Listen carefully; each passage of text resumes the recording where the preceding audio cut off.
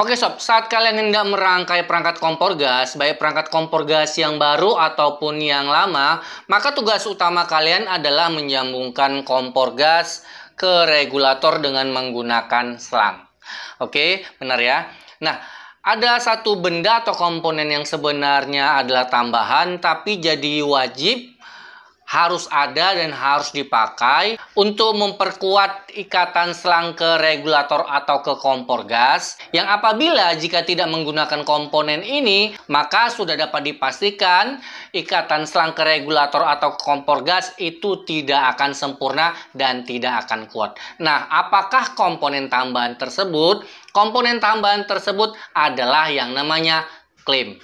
Nah, bagi kalian para penonton baru yang baru sampai di channel ini, yang belum tahu apa itu klem, tenang, sebentar lagi akan saya tunjukkan ya. Nah, kalau untuk penonton-penonton lama pastinya sudah paham apa yang saya maksud dengan yang namanya klem. Nah, untuk zaman sekarang ini, dari berbagai model dan cara menggunakannya, klem itu ada banyak sekali ya. Nah, hanya saja untuk perangkat kompor gas, itu saya rasa hanya ada dua jenis yang sepertinya cocok. Nah, yang pertama itu adalah yang model seperti ini, sobat. Oke, nah yang kedua yang modelnya seperti ini. Nah, kalau yang seperti ini juga ada beberapa jenis lainnya ya.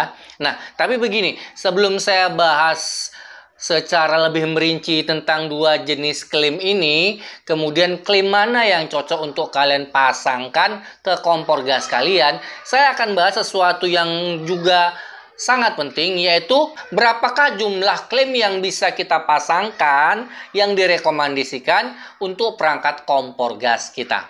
Nah, pada saat kita membeli satu set, biasanya kalau kita membeli kompor gas kan kita seringnya ini ya, membeli satu set selang yang dipaketkan dengan regulator, benar kan? Nah, kalau biasanya beli selang sendiri itu tidak ada dapat bonus, tapi kalau biasanya kita beli satu paket yang satu merek, misalnya katakanlah merek Quantum atau merek Miyako dan lain-lain, itu biasanya kita akan mendapatkan bonus 2 buah klem. Nah, seperti ini. Ini contoh ya, 2 buah klem seperti ini. Nah, pada dasarnya dengan 2 buah klem ini sebenarnya sih sudah cukup manjur dan ampuh untuk membuat regulator ini terpasang kokoh pada selang gas. Nah, hanya saja penyakit dari klem, terutama yang berbahan galvanis, itu gampang sekali berkarat seiring waktu ya. Jadi, bisa saja mungkin dalam ukuran setengah tahun atau 1 tahun bisa saja klem ini rusak, pecah, sehingga dia tidak kuat lagi. Nah, berdasarkan logika seperti itu dan juga kejadian-kejadian serta pengalaman dulu pada saat saya masih bekerja di kapal teri, itu kami biasanya tidak menggunakan satu klem. Nah, jadi kalau saya uraikan seperti ini mudah-mudahan kalian bisa paham dengan mudah atas apa yang saya sampaikan ya. Kalau misalnya kita dapat standar bawaannya itu 2 klem, maka biasanya kan satu di ujung sini, satu di ujung sini ya. Nah, dikarenakan pengalaman dan logika yang saya sebutkan barusan bahwa klem ini gampang sekali rusak dan berkarat, ini biasanya kalau cuma menggunakan satu klem, maka begitu klemnya rusak, ini bisa terjadi kebocoran gas apabila contoh kompor kalian itu tabung gasnya masih baru atau kompor gasnya itu yang berjenis tekanan tinggi. Ini akan gampang sekali bocor apabila klemnya ini rusak atau berkarat, sobat ya. Nah, untuk itu kita biasanya di kapal teri itu membiasakan kita tidak menggunakan hanya satu klem di tiap ujung dari selang gas. Nah, tapi kita menggunakan 2 buah klem. Jadi setiap ujung itu kita tambahkan satu lagi.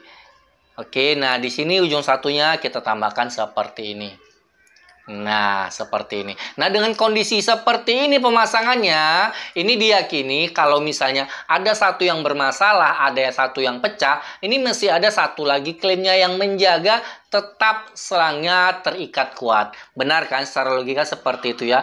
Nah, makanya di beberapa video sebelumnya juga saya sarankan kalau kita ingin memasang selang ke regulator atau ke kompor gas, usahakan 2. Namun, yaitu terpulang kepada rekan-rekan dan penonton sekalian. Kalau memang ingin tetap menggunakan satu klaim, yaitu terserah sih. Oke, muncul pertanyaan. Apakah muat dengan menggunakan dua klaim ini? Oke, kalau kita bicara masalah muat, akan langsung kita praktekkan ya. Nah, kalian lihat di sini, ini salah satu regulator ya. Oke, masalah muat tidak muat, kita tinggal bisa ukur saja sobat ya. Kita masukkan seperti ini, 1,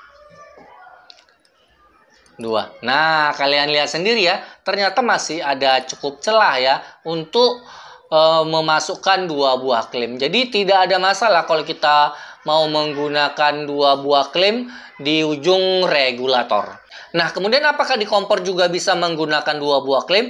Kembali lagi, kita coba. Oke. Nah, kalian silakan perhatikan.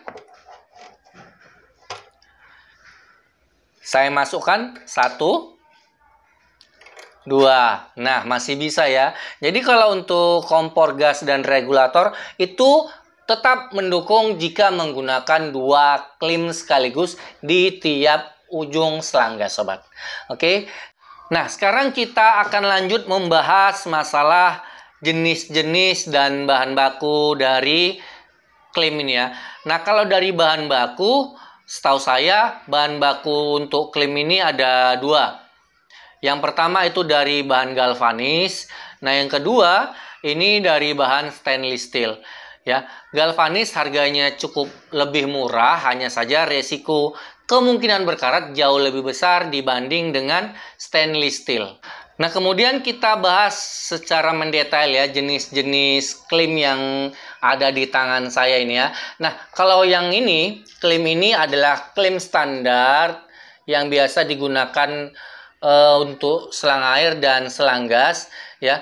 Kalau klaim seperti ini yang kita gunakan, ini kita harus menggunakan obeng untuk mengencangkan dan mengendurkan. Nah, ini adalah ciri dan cara menggunakan klaim yang model seperti ini. Ya, nah kalau klaim yang seperti ini adalah kebalikan dari klaim yang seperti ini.